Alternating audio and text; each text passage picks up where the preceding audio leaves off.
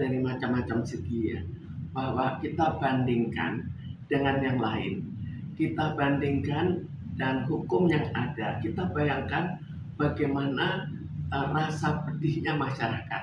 Karena sekarang kan kita sedang dalam keadaan kesulitan, apalagi bagi orang-orang kecil banyak di PHK. Tapi di PHK jadi artinya orang yang bekerja mempunyai beban yang lebih banyak. Karena di PHK itu bukan dibiarkan tidak makan, tapi tetap ditanggung oleh keluarganya.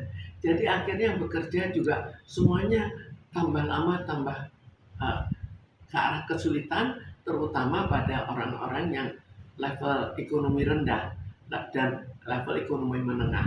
Level ekonomi tinggi itu tidak masalah, tapi kenapa justru mereka yang akhirnya mendapatkan keuntungan secara berlebih?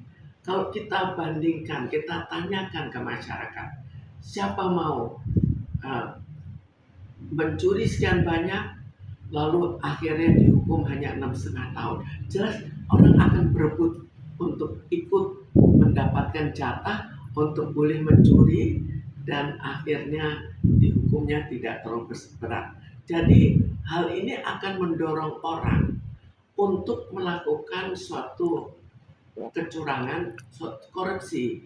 Jadi orang kan cenderung bukannya kita mencegah korupsi, malah terjadi penambahan koruptor dan orang cenderung untuk menjadi koruptor. Kita bayangkan juga bahwa masyarakat kecil karena dia sudah mencuri sekian banyak, korupsi sekian banyak, berapa yang harus ditanggung oleh mereka. Jadi sebenarnya dari terlalu banyak hal, masalah putusan yang terjadi pada Harvey Muiz itu sebetulnya sesuatu yang terlalu negatif ya bagi masyarakat, bagi negara juga akhirnya. Bagi masyarakat juga ingin sekali meniru. Jangankan dapat uang sekian banyak, dapat uang jauh lebih kecil daripada itu, masyarakat masih mau meniru. Kasih tawarkan 30 miliar 10%-nya, tetap banyak sekali yang mau meniru. Ada pengaruh jengkel, ada pengaruh juga kesal yang dimana akhirnya orang cenderung untuk tidak patuh hukum karena sudah kesal sekali. Jadi mungkin juga nantinya akan muncul bunuh diri karena ekonomi kan tambah lama tambah sulit.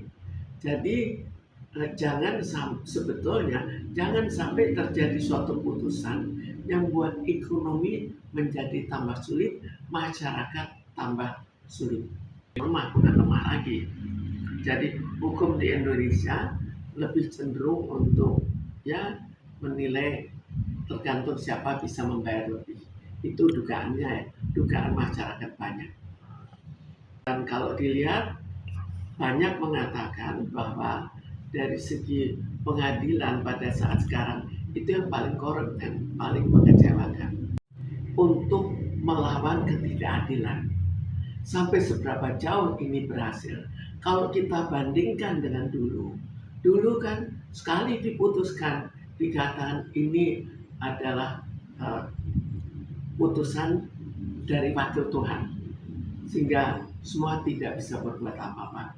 Walaupun tidak adil pun dianggap itu putusan wakil Tuhan.